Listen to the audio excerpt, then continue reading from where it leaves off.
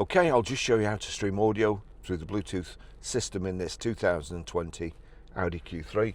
First thing you do now, we've connected the phone via Bluetooth, but we go to music. You'll see here at the bottom, it's on Audi MMI or iPhone speaker. So if you played music there, it would come through the iPhone speaker.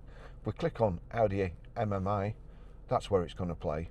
So we'll go back. What you'll see here, the music note, if I click on the music note, it's playing this.